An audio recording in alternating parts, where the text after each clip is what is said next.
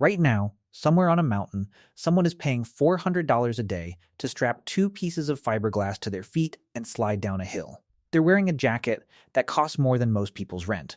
There's a heated lodge at the bottom. There's a gondola to carry them back up. There's a guy selling $12 hot chocolate at the summit.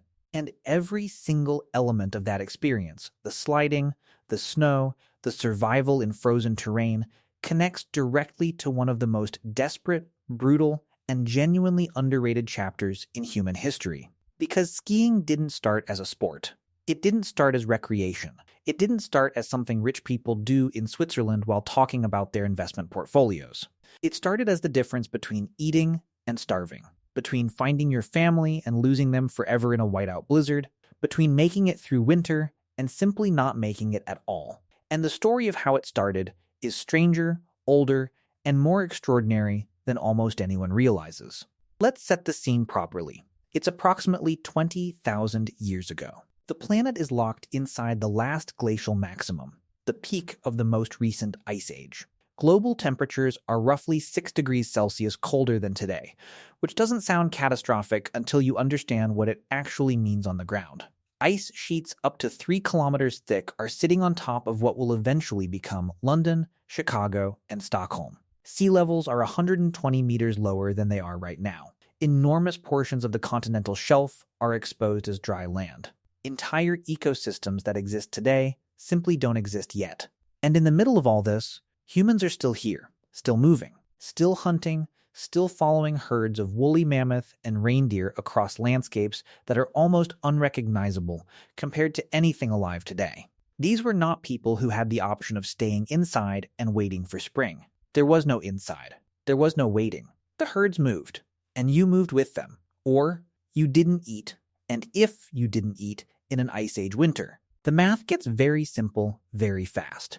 So the question becomes, how do you move efficiently across hundreds of kilometers of deep snow in sub-zero temperatures, carrying tools and supplies, while also hunting large animals that are themselves moving fast across frozen terrain?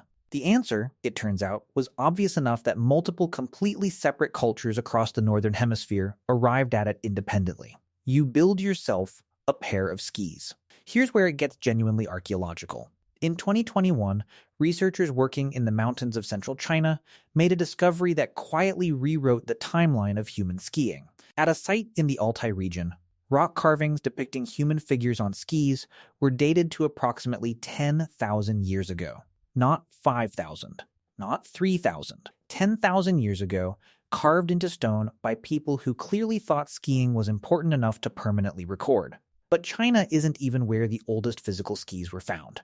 That honor goes to Scandinavia and Russia, where fragments of ancient wooden skis have been pulled from peat bogs and permafrost in a state of extraordinary preservation. The oldest confirmed ski fragment, found in Vis, Russia, dates back somewhere between 8,000 and 9,000 years.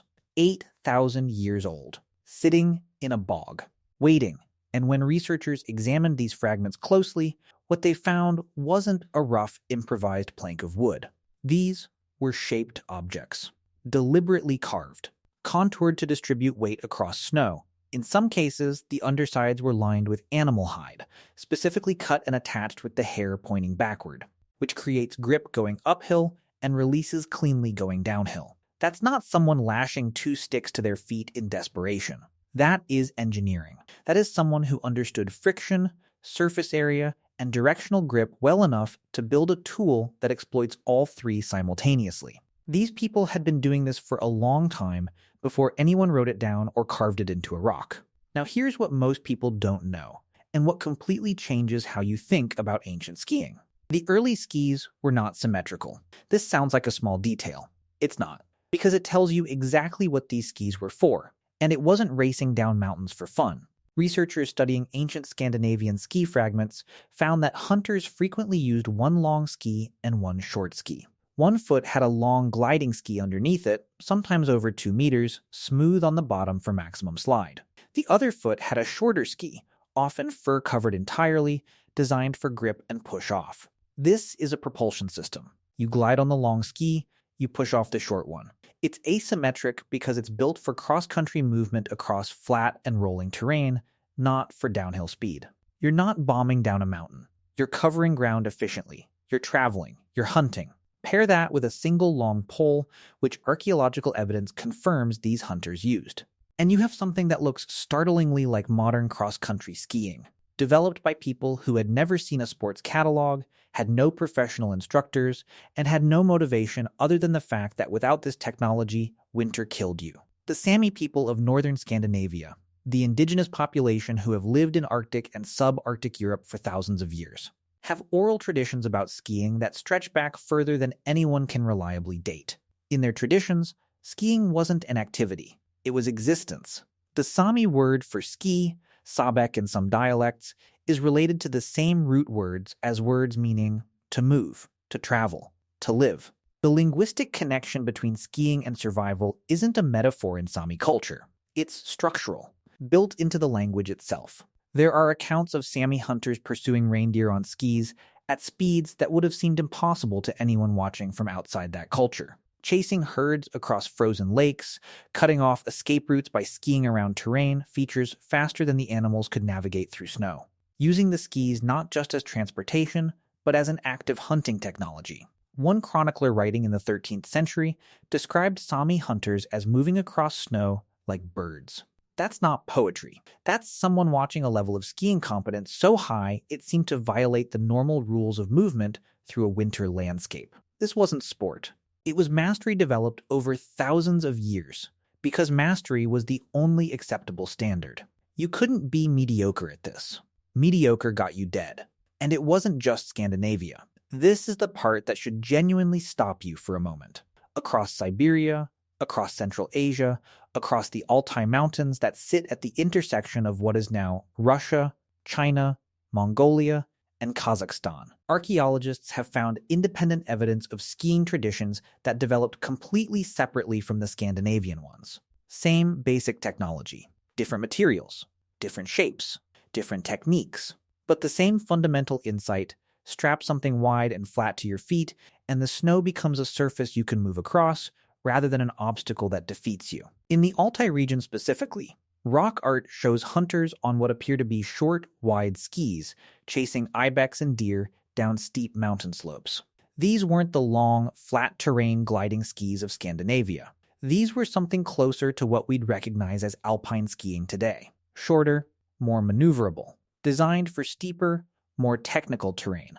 Two entirely separate skiing traditions, solving the same problem of winter movement, arriving at different optimal solutions based on the specific terrain each culture actually lived in. Because that's what humans do. We look at a problem that should kill us, and we engineer our way out of it. In deep snow, an unequipped human moves at roughly 1 kilometer per hour. Every step punches through the surface, burns calories you don't have, in cold that's already eating through your reserves faster than you can replace them. That's not inefficiency. That's dying slowly. On skis, that same person moves at 6 to 10 kilometers per hour, burning significantly less energy doing it. 6 to 10 times more ground covered. More hunting territory. More food. More survival. A hunter ranging 30 kilometers a day on skis lives in a completely different world than one managing 5. Skiing didn't just help people cross snow. It expanded the entire boundary of what was survivable. 10,000 years ago, someone carved skiers into rock. 9,000 years ago, a ski landed in a Russian bog and waited. Multiple cultures across multiple continents, with zero contact between them, looked at the same killing winter and built the same solution independently. The ski resort didn't invent skiing. The Olympics didn't. A desperate, freezing human watching a reindeer disappear across a landscape they couldn't follow invented skiing. They taught their children. Their children taught theirs. And that chain, passed hand to hand across thousands of winters, eventually became the thing someone does today on a heated mountain with a $12 hot chocolate at the bottom. It was never a sport first. It was a survival technology that we were lucky enough to eventually make fun. And the reason you're here at all is partly because somewhere back there, someone figured out how to slide.